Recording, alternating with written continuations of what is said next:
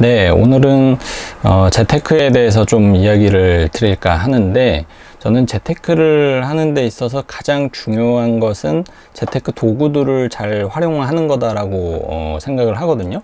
왜냐면 재테크라는 것은 결국 돈을 굴리는 이제 기술인데, 그 기술에 필요한 도구들이 여러 가지가 있어요. 그러니까 흔히 이제 금융 상품이죠. 뭐 펀드도 있고, 뭐 주식도 있고, 뭐 예금, 적금, 뭐 ELS 이렇게 수많은 금융 상품들이 있는데, 저는 이것을 이제 재테크를 하기 위한 이제 도구다라고 이제 말씀을 드리는 거고, 이 도구를 내가 잘 파악을 하고 있어야 되고, 어떤 쓰임새가 있는지, 또 어떤 특징을 갖고 있는지, 또 이게 나한테 잘 맞는지를 또 잘 아는 것도 굉장히 중요한 것 같아요. 왜냐면은 한번 이런 예를 한번 좀 드려보면 좀 이해가 쉬우실 텐데, 내가 어떤 의자를 만들겠다고 좀 이제 못질을 해야 되는데, 필요한 도구는 뭐겠어요? 사실은 망치만 있으면 되는데, 이거를 좀 욕심 부려 가지고 시간을 좀 단축을 해보겠다라고 해서 만약에 햄머를 가지고 망치질을 한다. 그럼 물론 정말 극단적으로는 성공 가능성이 있겠지만은,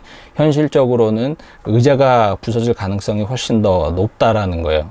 그래서 마찬가지로 금융 상품, 즉 재테크 도구의 활용이 굉장히 중요한데, 예를 들어서 이런 케이스가 있겠죠. 내가 돈을 극단적으로 좀 안전하게 굴리고 싶다라고 한다라면은, 활용할 수 있는 도구는 사실은 뭐 예금, 뭐 적금, 뭐 채권, CMA, MMF 한 이 정도밖에는 없어요.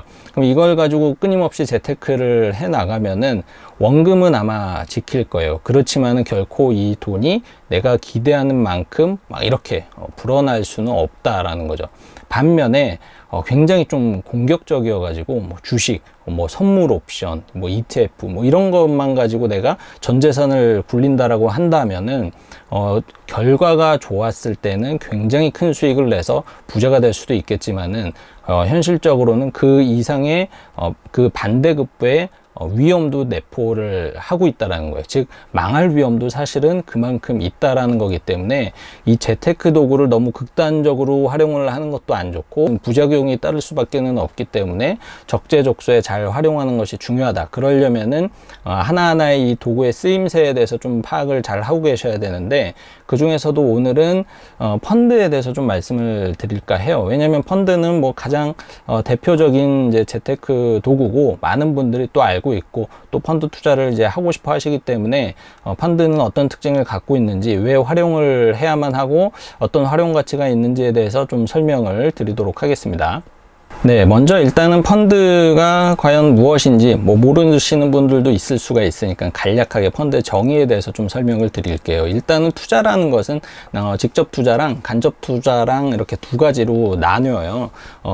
직접 투자는 뭐 말 그대로 이제 직접 투자를 하는 건데, 내가 주식을 직접 사고 팔고, 직접 채권을 사고 팔고, 뭐 내 이제 집을 사고 팔고, 이런 어떤 직접적으로 내가 모든 것을 판단을 하는 이제 투자 방법을 이제 이야기를 하는 게 바로 이제 직접 투자라는 거고, 반대로 이제 간접 투자는 금융 상품을 활용하는 게 간접 투자라고 좀 이해를 하시면 되는데, 이제 펀드도 이제 간접 투자의 한 예죠. 그러니까는 간접 투자는 결국에는 내가 일정 수준의 비용을 금융사에 이제 지불을 하고, 내 돈을 대신 이제 관리해 주세요. 그리고 그 돈을 맡은 금융사나 전문 인력은 열심히 관리해 가지고 그걸 투자자에게 이제 돌려주는 방식, 이것을 이제 간접 투자라고 하는데, 그 장단점에 대해서 이제 좀 설명을 드리면은, 이렇게 좀 비유를 하면 좀 쉬우실 텐데, 만약에 내가 배가 고파서 뭔가 이렇게 차려 먹으려면은 사실은 가장 비용을 좀 아낄 수가 있고, 내가 원하는 대로 이제 그걸 이제 할 수 있는 방법이 뭐냐면은, 바로 그냥 뭐 시장에 가서 재료를 이제 사오고 내가 이제 요리를 해서 먹는 게 가장 확실한 방법이다라고 할 수가 있겠죠. 다만 이 방법의 문제점은 무엇이냐면은, 내가 요리를 잘 못한다. 그러면은 요리가 굉장히 맛이 없겠죠.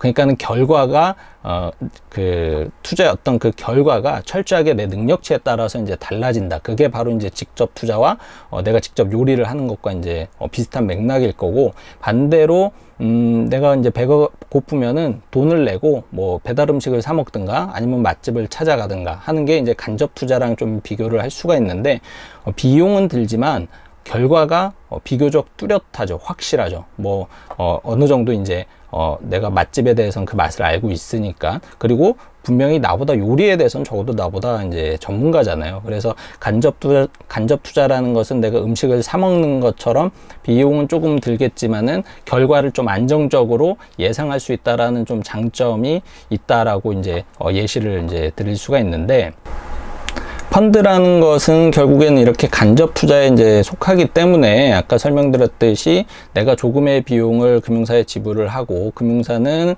나뿐만 아니라 여러 사람한테 이제 돈을 받아서 뭐 주식이나 채권, 뭐 부동산 등을 통해서 열심히 이제 굴려주고 그 결과물을 이제 고객한테 안겨주는 게 펀드 상품의 어떤 정의다라고 이해를 하시면은 좋을 것 같습니다.